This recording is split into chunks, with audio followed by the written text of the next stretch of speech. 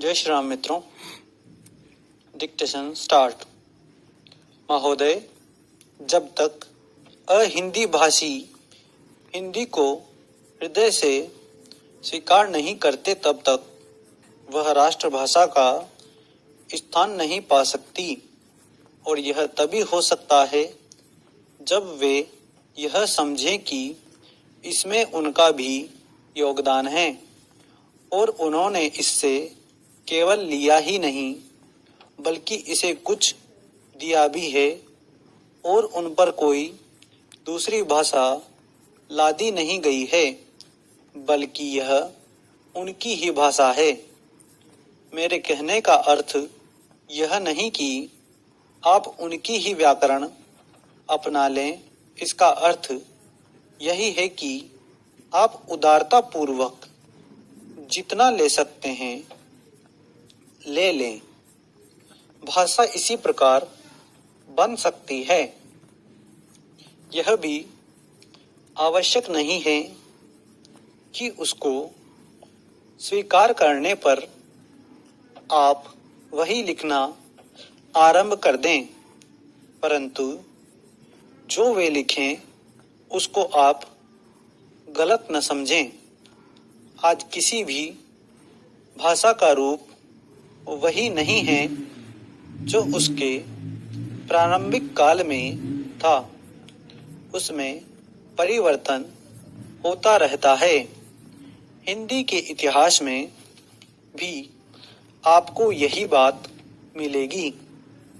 मैं हिंदी का कोई विद्वान नहीं हूँ, पर मैं अपने अनुभव से कह सकता हूँ कि उसमें भी पिछले 500-600 वर्षों से में बहुत अंतर पड़ा है तथा पहले की और आज की हिंदी में काफी अंतर है। इसलिए नवयुग में जब वह देश की भाषा बनने जा रही है तो उसमें थोड़ा अंतर करना भी पड़े तो वह स्वीकार कर लेना चाहिए, जिससे उसका अन्य प्रदेशों के लोगों के साथ मेल बैठ जाए। कई अहिंदी भाषी लोगों ने भी हिंदी की काफी सेवा की है।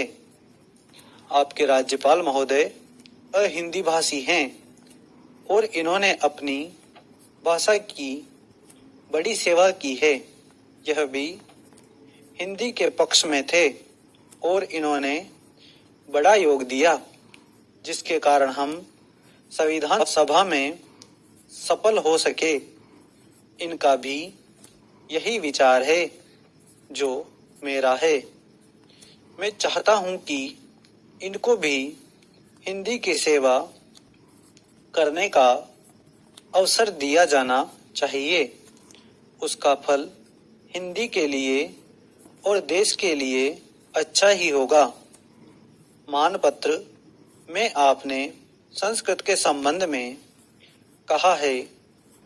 मैं मानता हूं कि हमारे देश में संस्कृत का अध्ययन आवश्यक है, क्योंकि देश की सभी भाषाओं का स्रोत वही भाषा है।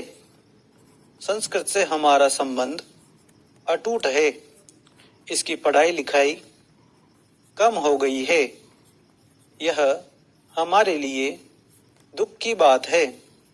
मैं आशा करता हूं कि इसकी उन्नति होगी। स्टॉप। धन्यवाद।